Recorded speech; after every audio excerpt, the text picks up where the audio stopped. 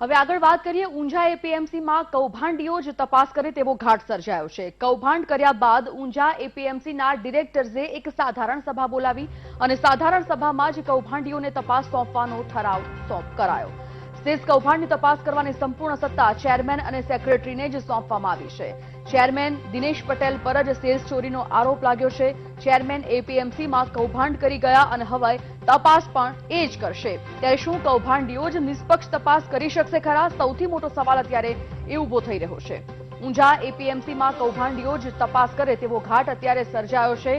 એટલે કે ચોર જ ચોરીનો કેસ ઉકેલી રહ્યા હોય તેવો આ કેસ સામે આવ્યો। કૌભાંડ કર્યા બાદ હવે ઊંઝા એપીએમસીના ડિરેક્ટર્સે સાધારણ સભા બોલાવી હતી।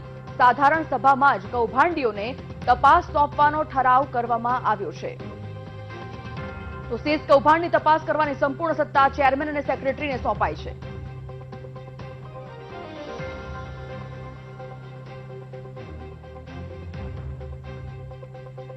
મહેસાણાથી સંવાદદાતા કમલેશ અને VTV bureau chief Devshree Barad બંને લાઈવ જોડાઈ ગયા છે। કમલેશ, સૌથી પહેલા તમારા તરફ આવું છું।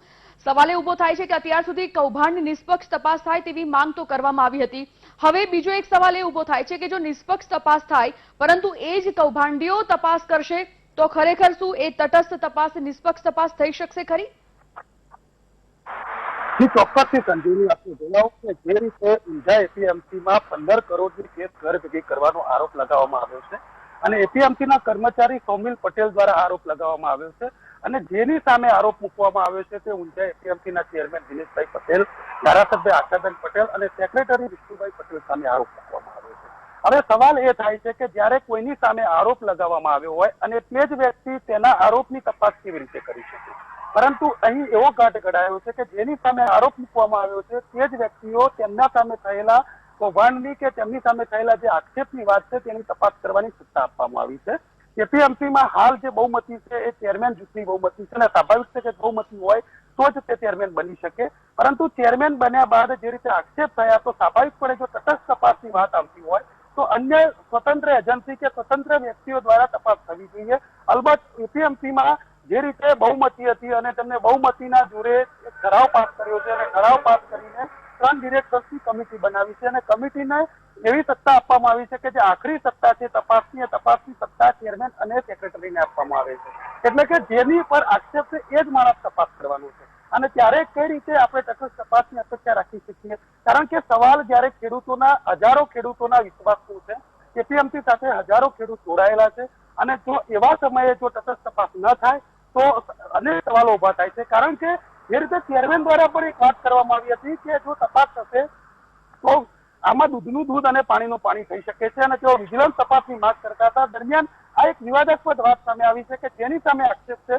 તે જ તપાસ કરવાના છે। દેવશ્રી, સેઝ કૌભાંડની તપાસ કરવાની સંપૂર્ણ સત્તા અત્યારે ચેરમેન અને સેક્રેટરીને આપવામાં આવી છે।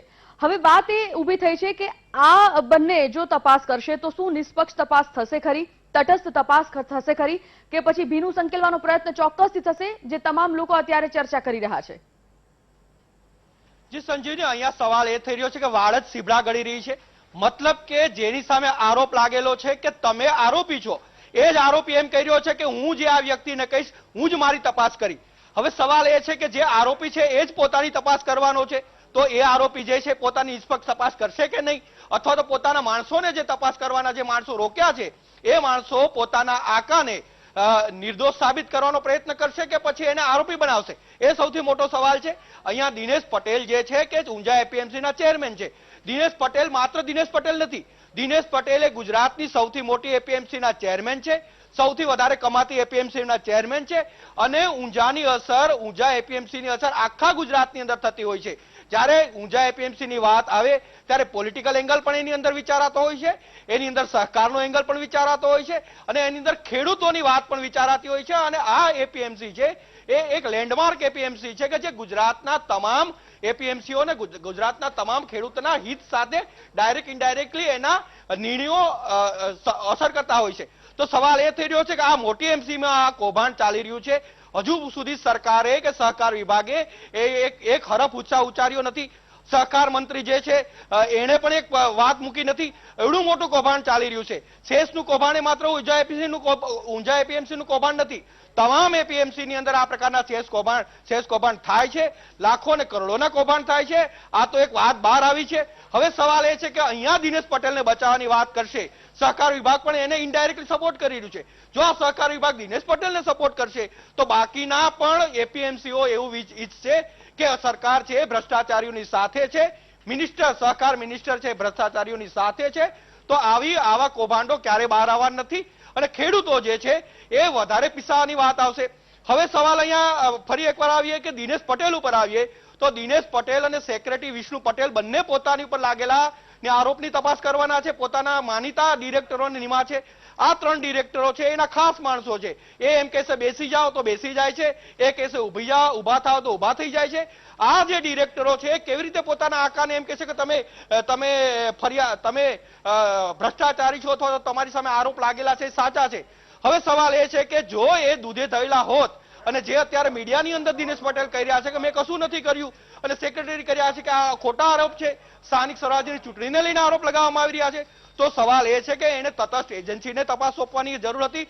એને સરકારને એક રિક્વેસ્ટ લેટર મૂકવાની જરૂર હતી. એને સહકાર વિભાગને એક રિક્વેસ્ટ લેટર મૂકવો જોઈતો હતો કે અમારી સામે લાગેલા ભ્રષ્ટાચારના આરોપ છે એની તપાસ કરો, કોઈ નિષ્પક્ષ એજન્સી તપાસ કરે, સરકાર તપાસ કરે, જેથી કરીને અમે દૂધ જેવા સ્વચ્છ નીકળી જઈએ.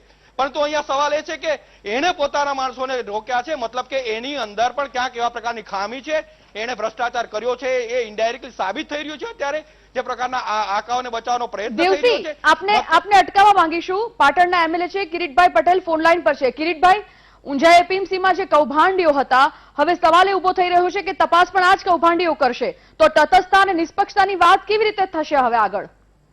વાત સાચી છે. એક બાજુ ઊંઝા એપીએમસી ના ચેરમેન હોય કે એના સેક્રેટરી હોય, એ એવું કહે છે કે અમે કોઈ ભ્રષ્ટાચાર કર્યો નથી અને સરકાર તપાસ કરે એમાં અમે સહયોગ આપીશું. તો ખરેખર હમણાં જે ભાઈએ વાત કરી કોણ હતા હું જાણતો નથી, પણ એમની વાત તદ્દન સાચી છે કે જો તમે સાચા જ હોય, તમે કોઈ કરપ્શન, તમે કોઈ ભ્રષ્ટાચાર કે તમે કોઈ ગેરરીતિ ના કરી હોય તો તમારે જાતે સરકારને એક લેટર લખવો જોઈએ કે ભાઈ આની તપાસ સીઆઈડી ક્રાઇમ દ્વારા થવી જોઈએ અને સીઆઈડી ક્રાઇમને જે પણ તપાસ કરે એમાં અમે સહયોગ આપીશું અને કોઈ તટસ્થ એજન્સી દ્વારા એની તપાસ થવી જોઈએ. આ તો જાતે ને જાતે એમની જે કમિટી છે જેના ઉપર આક્ષેપો છે એ જ લોકો તપાસ કરતા હોય, એ કમિટીના સભ્યો જ તપાસ કરતા હોય તો તપાસની અંદર કોઈ તટસ્થતા ના આવે, એનું સાચું પરિણામ ના આવે. એટલે મારી બંને ચેરમેન અને સેક્રેટરીને મારે નમ્ર વિનંતી છે કે જો તમે તમારી જાતને પોતાને સ્વચ્છ માનતા હોય, તમે આની અંદર તમારું ઇન્વોલ્વમેન્ટ ના હોય તો શા માટે તમે મીડિયાથી દૂર ભાગી રહ્યા છો? શા માટે તમે સવાલ અત્યારે એ છે કે જો તેઓ નથી કોઈ ગુનામાં કે કૌભાંડમાં નથી સંડોવાયેલા તો પછી તેઓએ સ્વેચ્છાએ આ તપાસ બીજા કોઈને આપી દેવી જોઈએ. તેઓ પોતે હવે તપાસ કરશે તો શું એ નિષ્પક્ષ તપાસ થશે કે કેમ તે તો સવાલ છે. પરંતુ એક બીજો પ્રશ્ન એ પણ થાય છે કે મંત્રીઓ હોય કે પછી અધિકારીઓ હોય તેઓ કેમ ચૂપ બેઠા છે આ મામલામાં? એક સરકારનું દબાણ હોઈ શકે છે. તમે જાણો છો કે જે દિનેશભાઈ પટેલ છે એ ભાજપના એક મહામંત્રી છે કેસી પટેલ, એ એમના વેવાઈ છે એટલે એમને રાજકીય રીતે કોઈ ના કોઈ રીતે બચાવવાની કોશિશ થઈ રહી છે. તમે જાણો છો કે જે રીતે આશાબેનનું સેટિંગ થયું ભાજપમાં લાવવાનું, બરાબર, એ પણ સમગ્ર મીડિયા અને બધા જાણે છે કે એમના દ્વારા જ થયું છે અને વિદેશની અંદર એનું સેટિંગ થયું હતું. એટલે મને લાગે છે કે ભાજપ સરકાર અને જે ભ્રષ્ટાચારી લોકો છે ભાજપની અંદર જે હોદ્દેદારો છે અને જે ભ્રષ્ટાચારી હોદ્દેદારો છે એ લોકો કોઈ ને કોઈ રીતે બચાવવા માટે આ બધા પ્રયાસો કરી રહ્યા છે. એટલે રાજકીય રીતે દબાણ કરીને જે સહકારના અધિકારીઓ હોય, રજિસ્ટ્રાર હોય, તે નિયામક હોય, એમના દ્વારા તપાસ કરવામાં આવતી નથી.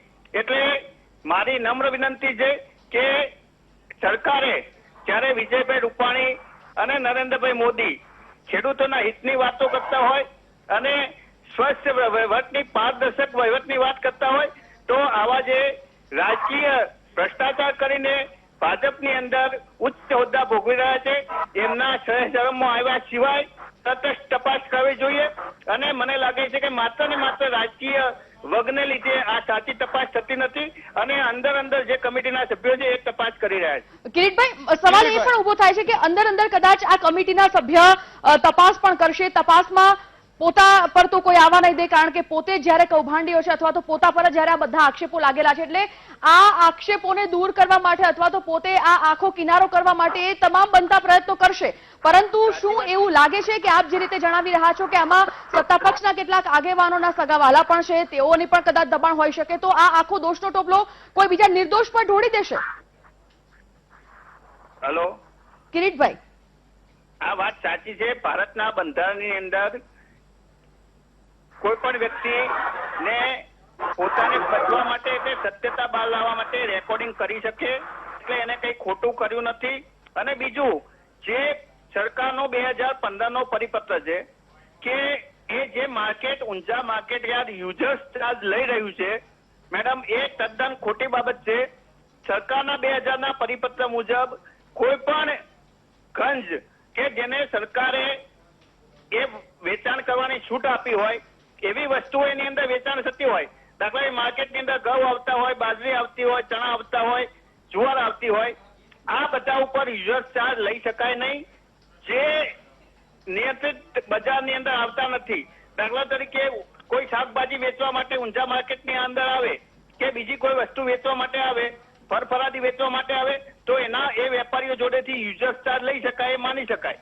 પરંતુ સરકારના જ પરિપત્ર મુજબ જે આ યુઝર્સ ચાર્જ લેવાની વાત છે એ તદ્દન ગેરકાયદેસર છે.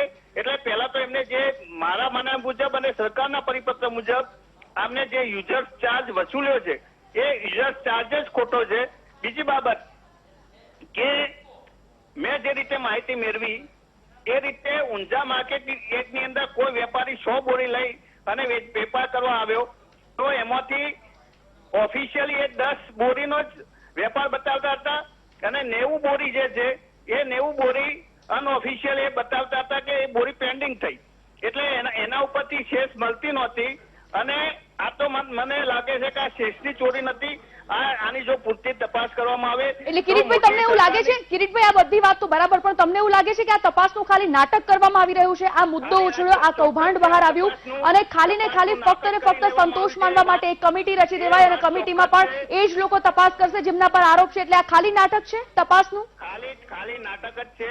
જો એ પોતાની જાતને સ્વચ્છ માનતા હોય તો તટસ્થ એજન્સી દ્વારા, CID દ્વારા કે જ્યુડિશિયલ ઇન્કવાયરી બેસાડી અને એની તપાસ થવી જોઈએ એવું હું માનું છું. બિલકુલ. દેવશી, સંજીવની, જે રીતે કિરીટભાઈ વાત કરી કે આખા કેસની અંદર આ માત્ર ઊંઝા એપીએમસી નો કેસ આપણે અત્યારે સામે આવ્યો છે, પરંતુ સવાલ એ છે કે તમામ એપીએમસીમાં આ પ્રકારની વસ્તુ થઈ રહી છે, આ પ્રકારની ઘટના અને ગતિવિધિઓ થઈ રહી છે. હવે સવાલ એ છે કે આની તપાસ થવી જોઈએ. સહકાર વિભાગ હજુ પણ ઊંઘી રહ્યો છે, સહકાર મંત્રી હજુ કોઈ એક પ્રકારની એક્શન લેતા નથી. આ જે કેસ છે એને મોડેલ કેસ ગણવો જોઈએ, કારણ કે આ કેસ ઉપરથી બધી એપીએમસીમાં આ પ્રકારની સ્થિતિ જોવી જોઈએ, એની તપાસ થવી જોઈએ અને આ પ્રકારની દિશામાં જવું જોઈએ. જો આ નહીં જવામાં આવે તો આ પ્રકારનું ચાલ્યું આવશે અને ખેડૂતો જે છે એ ખેડૂતો અને જે ગામની અંદર સહકારનું માળખું છે તૂટી જશે અને એની અંદર ચોક્કસ તત્વો જે છે ચોક્કસ તત્વો એની અંદર કામ કરતા રહેશે અને આ પ્રકારની સ્થિતિ બની રહેશે. જી દેવશી, સવાલ એ ઉભો થાય છે કે જો તો આ તપાસનું નાટક પણ થાય છે, કદાચ લોકોને દેખાડો કરવા માટે આ તપાસ આગળ પણ વધે છે, પરંતુ ફરી એકનો એક સવાલ કે આ જે કૌભાંડીઓ છે અથવા તો જેમના પર આરોપો લાગેલા છે, જો એ જ તપાસ કરશે તો પોતા પર તો કોઈ આવવા નથી દેવાના, તો શું કોઈ નિર્દોષ ભોગ બની જશે? ચોક્કસથી જે સંજીવની જે પ્રકારની સ્થિતિ અત્યારે સહકારી માળખાની અંદર બનેલી છે, અત્યારનું સહકારી માળખામાં શું કામ તપાસ નથી થતી, એ સૌથી મોટો સવાલ એટલા માટે છે કે શાસક પક્ષના જે બધા લોકો છે જે દેવશી, રોકવા માંગીશું. ઊંઝાના એપીએમસી ડિરેક્ટર છે અરવિંદભાઈ, તેઓ આપણી સાથે જોડાઈ ગયા છે. અરવિંદભાઈ, સૌથી પહેલા પ્રશ્ન એ કે આ તપાસ આખરે કેમ ગઈ આ બંને વ્યક્તિઓ પર જેમના પર આક્ષેપો લાગ્યા છે? અરવિંદભાઈ, હું આપને બતાવવા માંગુ છું કે જ્યારે આ કૌભાંડ સંસ્થાના કર્મચારી દ્વારા બહાર લાવવામાં આવ્યું કે તુરત જ અમો અને બીજા અમારા એક સાથી ડિરેક્ટર નરેન્દ્રભાઈ, અમે બંને નિયામક સાહેબ શ્રી વજીનગર અને જિલ્લા રજિસ્ટ્રાર બંને જગ્યાએ અમે અમારી રજૂઆત કરી અને આનો તાત્કાલિક આ તમારા ઉચ્ચ લેવલે એટલે કે સરકારી એજન્સીઓ જે કે વિજિલન્સ, SIT આ બધી દ્વારા તપાસ, તટસ્થ તપાસ થાય અને પણ તટસ્થ તપાસ થશે પાણીનું કેવી રીતે પાણી થવું જોઈએ. અરવિંદભાઈ, તટસ્થ તપાસ થશે કેવી રીતે? કારણ કે તમે તો એ જ બે વ્યક્તિઓને તપાસ સોંપી છે જે બંને વ્યક્તિઓ આ કૌભાંડમાં દોષિત છે અથવા તો તેમના પર આક્ષેપો લાગેલા છે. તો કોણ કરશે તટસ્થ તપાસ? કિરીટભાઈ પણ આપણી સાથે જોડાયેલા છે. કિરીટભાઈ, બોલો બોલો. કિરીટભાઈ ડિરેક્ટર છે અરવિંદભાઈ, તેઓ કહી રહ્યા છે કે તટસ્થ તપાસ થશે, પરંતુ તટસ્થ તપાસ ત્યારે થશે જ્યારે આ કેસ કોઈ ત્રીજો હેન્ડલ કરશે. સાચી વાત છે. તટસ્થ તપાસ કરવી હોય તો હમણાં અરવિંદભાઈએ કહ્યું કે SIT ની રચના કરવી જોઈએ, પણ જે ઇન્વેસ્ટિગેશન ઓફિસર હોય કે ઇન્કવાયરી અધિકારી હોય એ અધિકારી તટસ્થ હોવા જોઈએ. અને તો જ્યુડિશિયલ ઇન્કવાયરી એટલે હાઈકોર્ટના કોઈ નિવૃત્ત જજ હોય કે સેશન્સ કોર્ટના જજ હોય એમના દ્વારા તપાસ કરવી જોઈએ, અથવા સહકારના જે અધિકારી હોય એમના દ્વારા તપાસ કરવી જોઈએ, અથવા એમને જાતે CID ક્રાઇમને પત્ર લખવો જોઈએ. અને સૌથી વધુ બાબત તો હમણાં જે ભાઈએ કહ્યું કે આ જે સહકાર વિભાગ છે એ સહકાર વિભાગ આખા વિશ્વનું અંદર જાણીતું આ માર્કેટયાર્ડ છે, અને માર્કેટયાર્ડની અંદર આવું કથિત કૌભાંડ થયું હોય તો આજની તારીખ સુધી સહકાર મંત્રી બોલતા નથી, સહકારના સેક્રેટરી બોલતા નથી, એના નિયામક બોલતા નથી. સામાન્ય બાબત હોય, બોમ્બેની અંદર એક અભિનેત્રી માટે જો સીટની તપાસ થતી હોય અને CBI તપાસ કરતી હોય તો આ તો લાખો કરોડો વેપારીઓનો પ્રશ્ન છે, લાખો કરોડ ગરીબોનો પ્રશ્ન છે, અને ગુજરાતના નહીં આખા ભારતના સહકાર તંત્ર ઉપરનો આ પ્રશ્ન છે. એટલે એની તટસ્થ તપાસ ચોક્કસ એજન્સી દ્વારા થવી જોઈએ, એ ફાઇનલ છે. બાકી જે રીતે તપાસ કરી રહી છે એ તપાસ માત્ર ને માત્ર આ કૌભાંડ દબાવવા માટે થઈ રહી છે. હું સ્પષ્ટ એજ આ કાયદાના એક પ્રોફેસર તરીકે અને એક ધારાસભ્ય તરીકે હું માનું છું. બિલકુલ. કિરીટભાઈ, અમારી સાથે જોડાવા માટે આપનો ખૂબ ખૂબ આભાર. અરવિંદભાઈ પણ જોડાયા હતા, તેઓએ પણ પોતાનો પક્ષ રજૂ કર્યો. તટસ્થ તપાસની તો અત્યારે વાતચીત ચાલી રહી છે. ઊંઝા APMCમાં કૌભાંડીઓ જ હવે તપાસ કરે તેવો ઘાટ સર્જાયો છે, ત્યારે ખરેખર આ કૌભાંડને દબાવવા માટેનું કાવતરું છે. આ કૌભાંડ બહાર ન આવે તેના માટે ચેરમેન અને સેક્રેટરીને તપાસ સોંપી દેવામાં આવી. આ બધા જ સબ્જેક્ટ પર પરત ફરીશું. હાલ એક બ્રેક.